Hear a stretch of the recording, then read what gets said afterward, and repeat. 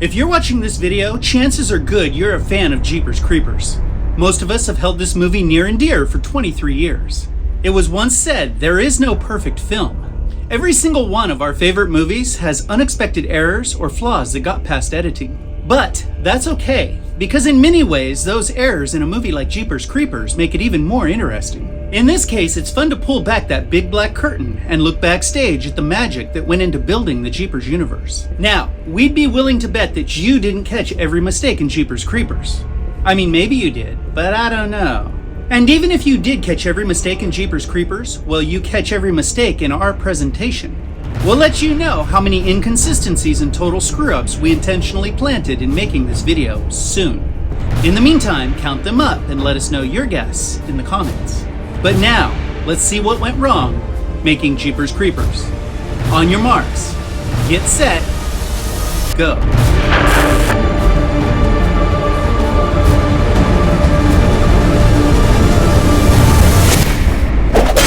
Jeepers Creepers was an amazing movie, and it broke records when it was released on Labor Day weekend in 2001.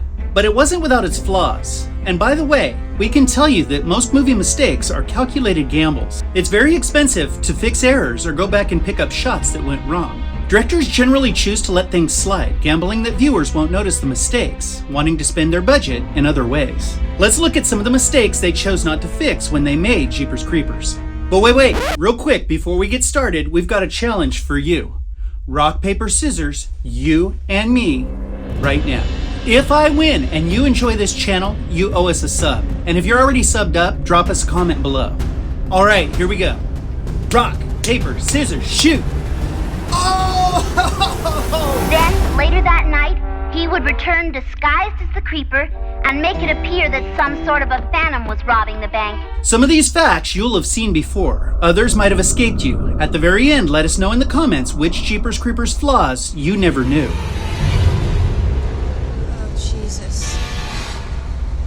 Oh, you gotta be kidding me.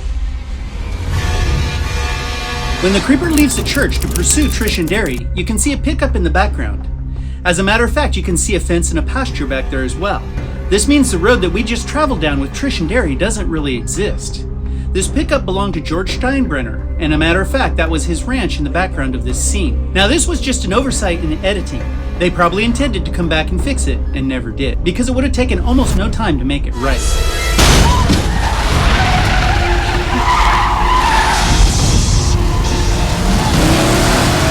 In the second truck attack scene, when the creeper rams Trish and Derry, it's obvious there's significant damage to Trish's car. Yet in the scenes that follow, it's perfect with no damage at all. The director thought that you wouldn't notice, and he chose not to go back and pick up scenes with a damaged Impala running from the creeper's truck. It seems that the creeper's supernatural powers were protecting the car rather than the truck.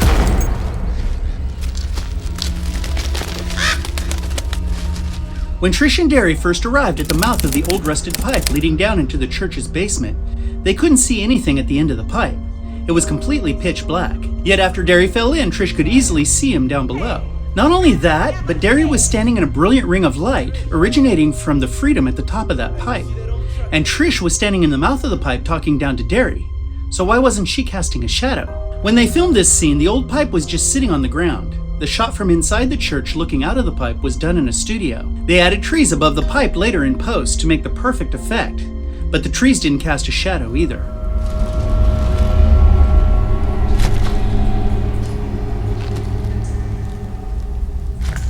The bodies that the creeper threw down the pipe were wrapped in rope. They definitely weren't moving around down in the old basement. So why weren't they right under the pipe where they fell? Technically, Derry should have fallen on them, but instead he had to walk to get to them. So how did those bodies that were wrapped in rope get so far from the mouth of the pipe? And technically, if Derry went down the pipe the way he did, he wouldn't have landed on his back. But we'll let that one slide for now. Something's wrong. Oh, don't say that. What do you want me to say? The gears are sticking! You're gonna break Although it! it's somewhat of a strange choice for a 1960 Impala, Victor wrote the protagonist's car as being manually shifted. He requested that floor shifters be added to 2 of the 3 Impalas that were used to create the film. This was done to create tension as Trish struggled to shift her car, but it created many other problems. It was expensive to put floor shifters in 2 of the old Impalas. Not only that, but the cars still had to function, so they had to leave the automatic shifters in place. And again, the lack of budget mandated that those automatic shifters remain on the steering columns. They were taken out digitally as needed, but as you can see in this scene, they weren't always removed. That's the old automatic shifter sticking up in front of the dashboard. A little later, after the creeper attacked the state police and took Trooper Gideon's tongue, Trish and Derry decided to make a run for it, and Trish can be seen going through the gears of her old Impala with both hands on the wheel. Now that's talent. But there's even more drama circling Victor's choices with the old Impalas. Did you notice?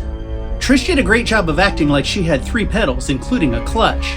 But unfortunately, the camera couldn't miss that long automatic brake pedal. It would have been so much easier just to amend the script, let the Impalas remain automatics, and come up with any other mechanical reason that Trish was having trouble with her car.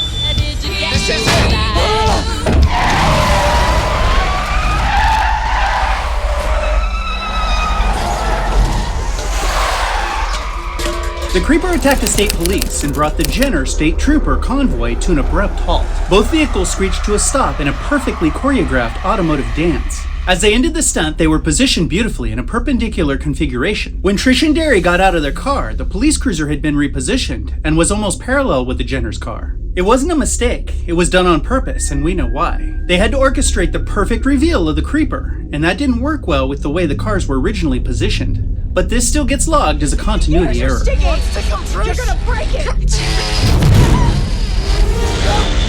It's stuck in reverse! Right after that scene, the Jenners raced to the next movie oversight. Once again, they were attacked by the creeper, this time in a more direct approach. It landed on the hood of the Impala, starting a series of chain reactions, ending in the creeper getting a glass facial. The siblings had successfully hit the creeper, sending it up into the night air. In that process, their car's windshield was broken. In the very next scene, Trish decided to finish the job by repeatedly running over the creature. As she rolled back and forth, there was clearly a windshield in her car. Shortly thereafter, they decide to leave the scene. And you guessed it, the windshield is no longer in the car. Look at the stunt driver's hair blowing wildly in the wind as they race away. That's hilarious. Both of us. You actually did something decent for me. That's a part of history you can't change. There were 3 Impalas and 3 creeper trucks created and used to make Jeepers Creepers. Did you notice more than one Impala?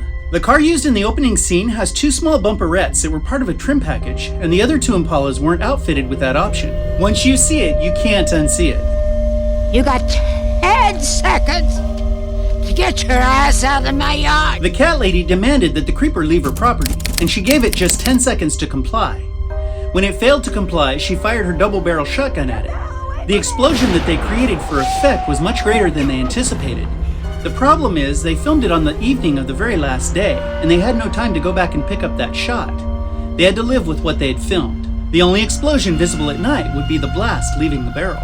And this wasn't the only shotgun faux pas. How many rounds does a double barrel have? Double barrel. That would be 2 rounds. And the old lady shot 3. Now we know she's tough as nails, but that's next level.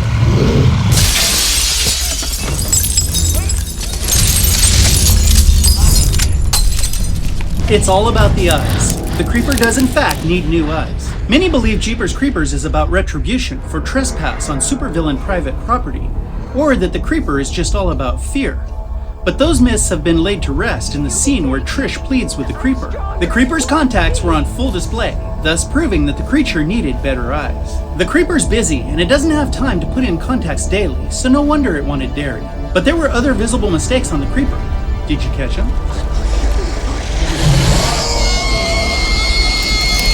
Did you notice Jonathan Breck's nose under the prosthetic? Unfortunately, they didn't even put gray skin color on Breck's nose. The creeper seems to be more human than we thought, and it's right underneath the surface of its evil, scaly skin. I wish we could say that was all of the mistakes relative to the creeper, but unfortunately there's more. By now, most people have noticed that the creeper seemed to have a zipper as part of the costume's physical construction. Now that would be okay for the Frankenstein's monster, but in this case it was out of place and just completely unnecessary. Or, on the other hand, this might just be a case of someone who would have gotten away with it if it wasn't for those meddling kids. You kids have certainly wound up all the loose ends in this case. Blasted meddling kids. Well, now that we're rid of the creeper, why don't we creep on down to the malt shop and join the party?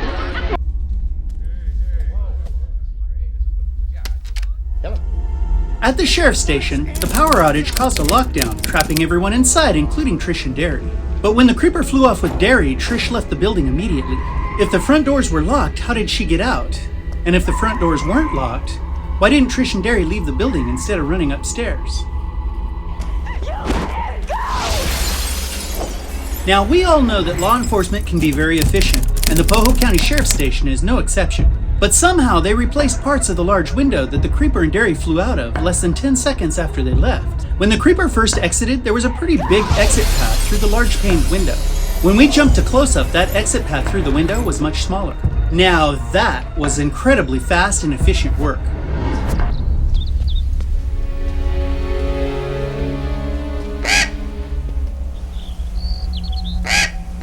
Now, the following are a couple of times that viewers thought that they had discovered movie mistakes, and yet they were woefully wrong. When Trish and Derry were rammed by the creeper truck, they flew in different directions. Derry flew forward and Trish flew back.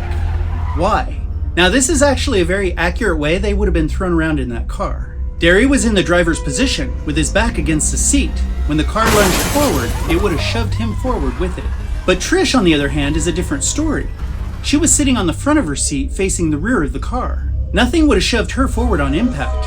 On the contrary, the car would have lunged forward at her, making it seem like she was flying backwards. They got the dynamics of this scene just right. And sharp-eyed viewers thought they had discovered gold with Impala taillight inconsistencies. And I hate to tell them, but they were wrong. When Trish and Derry pull into the diner, only one side of their backlights are working. Yet when they're running an escort service for the state police, the other side is working. Now, this was no mistake. Here's a riddle for you. How is that not a continuity mistake? What's the answer? Do you give? Let's play a little game. Pause right now and leave us your answer in the comments below. Don't cheat and read other comments. We just want your thoughts on how this is not a continuity mistake. And we hope you played along. Okay, this took us a little while to figure out, but it's actually very easy. The lights you see on the left are what's left of the working brake lights. And the lights you see on the right are what's left of the working tail lights.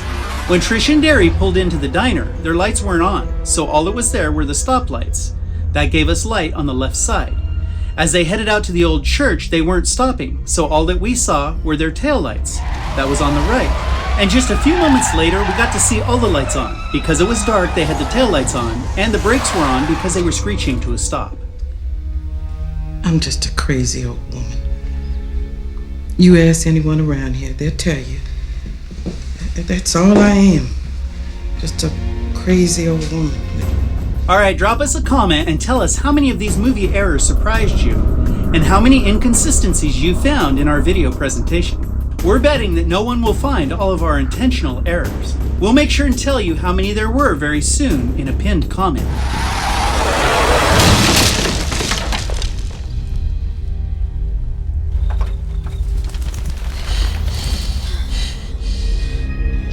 Hey, thank you guys for spending time with us today. Like, subscribe, share, comment, kick the algorithm where it counts. And until next time, we'll see you.